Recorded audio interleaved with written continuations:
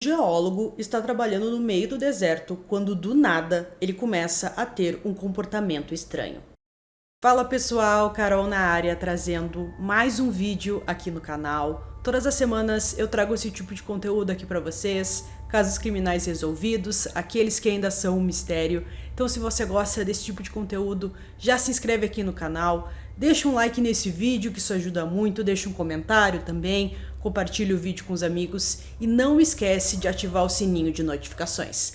Bora pro vídeo!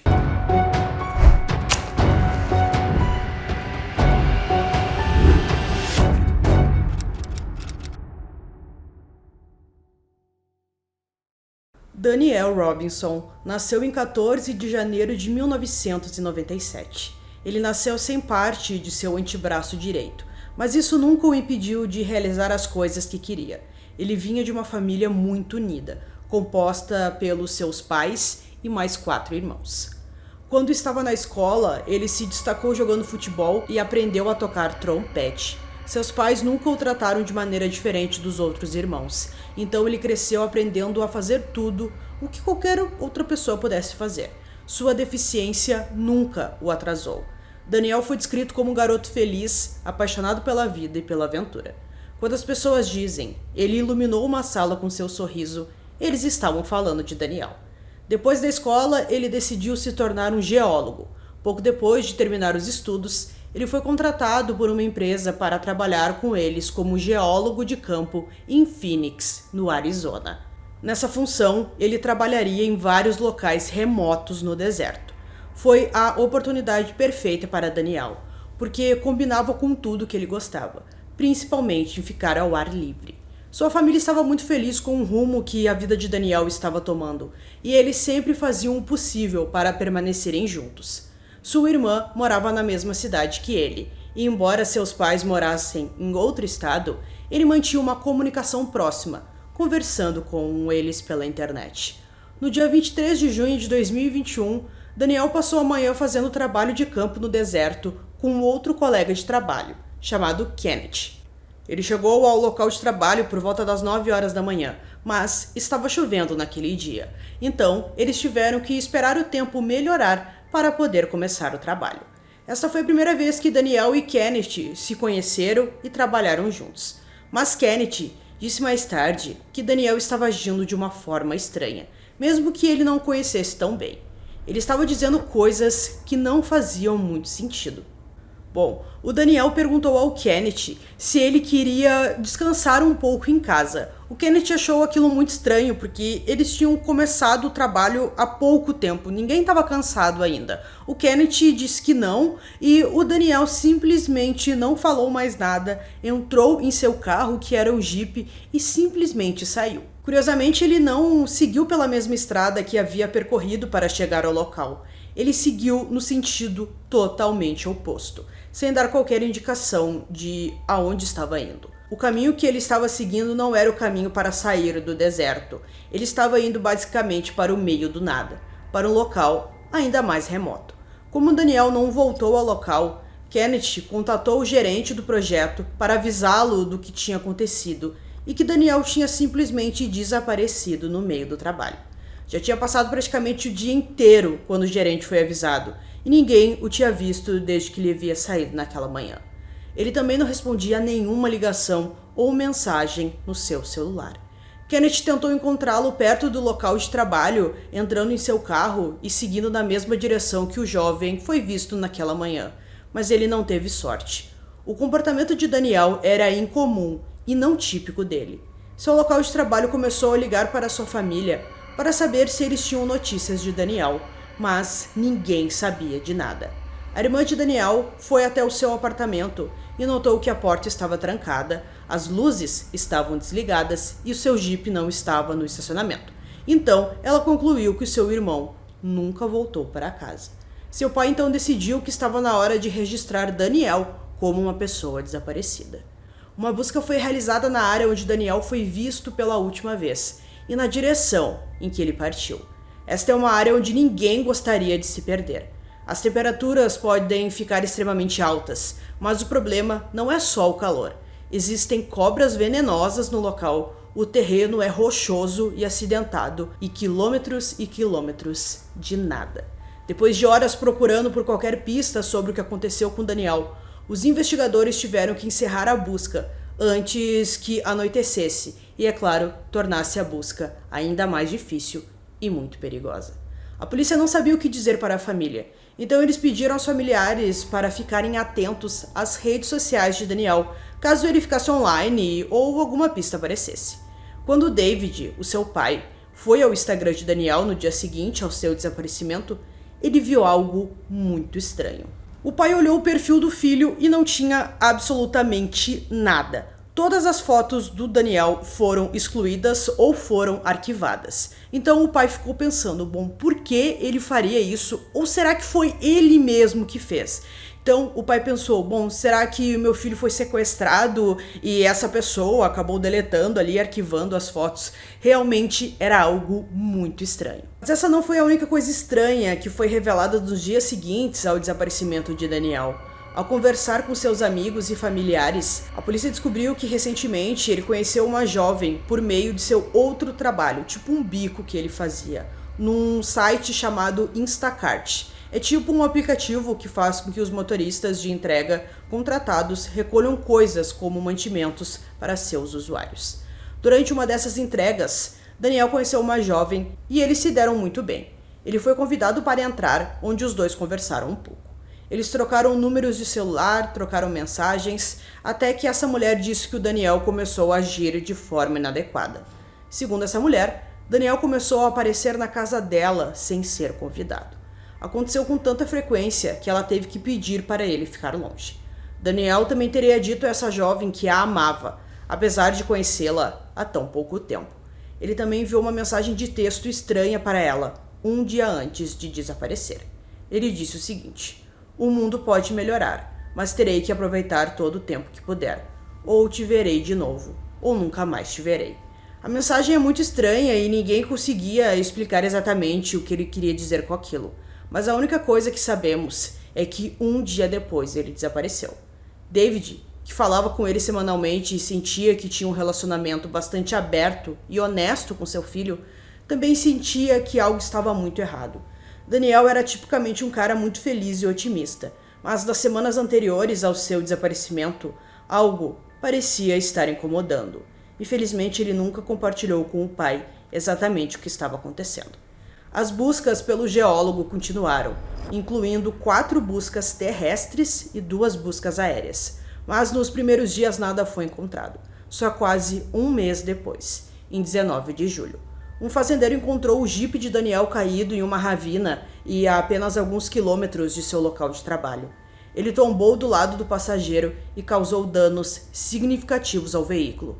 Havia pedaços inteiros de metal que haviam caído do jipe. O teto solar foi arrancado e ambos os airbags foram acionados. Perto do jipe, os investigadores encontraram um colete de construção laranja, botas de trabalho e uma calça jeans virada ao avesso. Sua carteira, mochila, celular, chaves do apartamento, carteira de estudante e notebook foram encontrados no veículo. Também foi deixado para trás uma caixa cheia de água engarrafada. É realmente estranho que se Daniel bateu seu jipe e fosse voltar para pedir ajuda, porque ele não levou nenhuma garrafa para caminhar no deserto. Seu celular também foi deixado para trás. E quando analisaram seu histórico de ligações, ficou claro que Daniel nem tentou ligar para ninguém pedindo ajuda. Alguns acreditam que talvez ele estivesse desorientado e não percebeu o que estava fazendo ou não sabia para onde estava indo. Não foi encontrado sangue no jipe ou ao redor dele. Nenhuma evidência naquele momento que sugerisse que Daniel tivesse sido forçado a sair do veículo.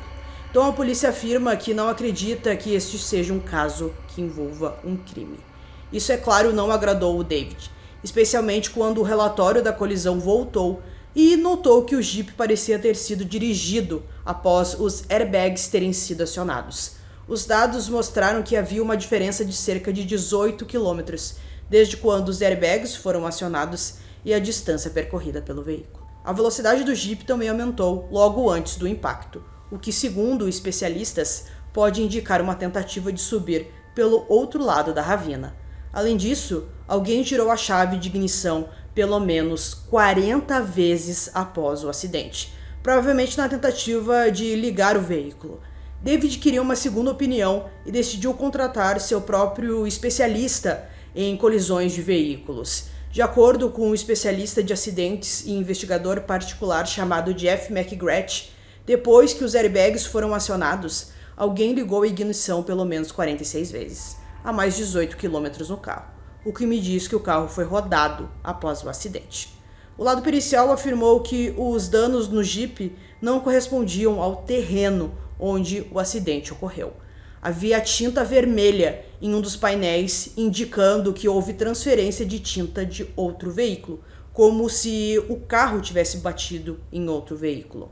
Os dados mostraram que houve uma colisão significativa que ocorreu em outro lugar e que o Jeep foi conduzido até o local, na qual ele foi encontrado quase um mês depois. Não houve como confirmar se era Daniel quem dirigiu o Jeep antes ou depois do acidente. Segundo o fazendeiro que encontrou no dia 23, ele havia visitado o mesmo local apenas uma semana antes e disse que o Jeep não estava naquele local naquele momento.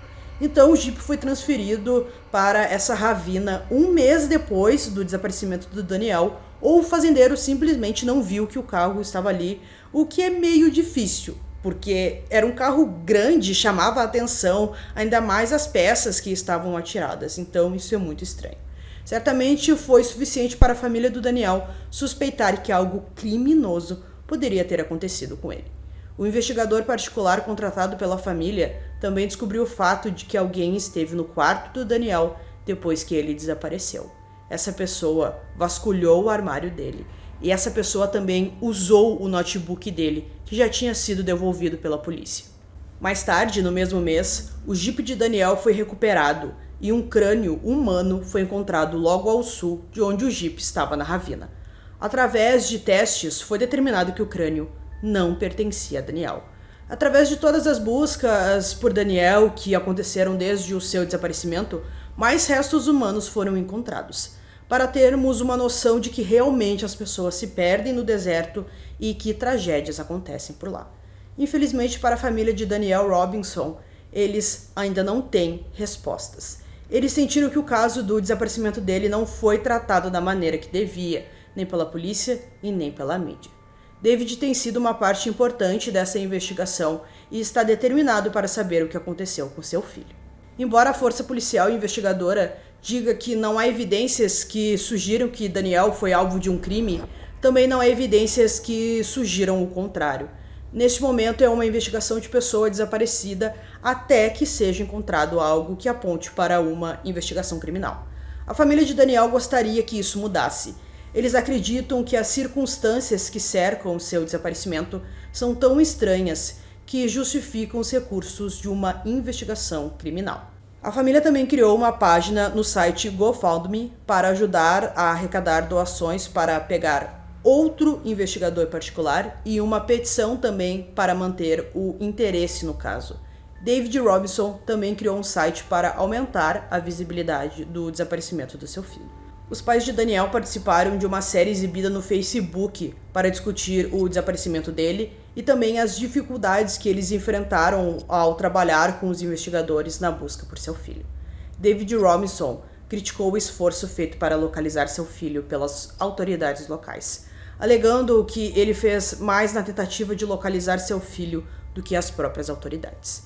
David foi totalmente franco em suas críticas à polícia. Ele discordou da decisão deles de seguir os protocolos de pessoas desaparecidas, sendo lento na investigação do desaparecimento de seu filho, mas sendo muito rápido em descartar a possibilidade de um crime. David Robinson e seu investigador particular Jeff McGrath afirmam que a polícia usou métodos de investigação insuficientes para descartar o crime. David também notou irregularidades no cronograma oficial do caso da polícia. Isso inclui uma declaração do colega de trabalho de Daniel sobre os acontecimentos da manhã do seu desaparecimento, que foi diferente do que o oficial da polícia no caso havia declarado. "Não posso parar de procurar meu filho", disse David. "Não posso parar de garantir que ele receba a justiça que merece e o respeito que merece." David espera que o público continue a demonstrar interesse no caso do seu filho para que ele não se torne um caso arquivado. Então, pessoal, concluindo esse caso para vocês, mais um caso muito estranho que eu trago aqui para vocês. Principalmente porque ele começou a agir estranho, o que leva alguém a estar no meio do deserto e simplesmente pegar o carro e seguir para uma direção completamente aleatória. Eu fiquei pensando muito, mas realmente não consegui imaginar nada que possa ter acontecido com ele. Ninguém falou sobre drogas, uso de medicamentos ou que ele estava com alguma doença, alguma coisa. Ele parecia ser totalmente saudável, mas é realmente um caso muito estranho. Deixem aqui nos comentários o que vocês acham que aconteceu com ele. Lembrando que é um caso atual, podemos dizer. Então, qualquer novidade eu trago aqui para vocês. Então, espero que vocês tenham gostado desse vídeo. Esse foi mais um vídeo aqui no canal Durmam Bem. E até o próximo.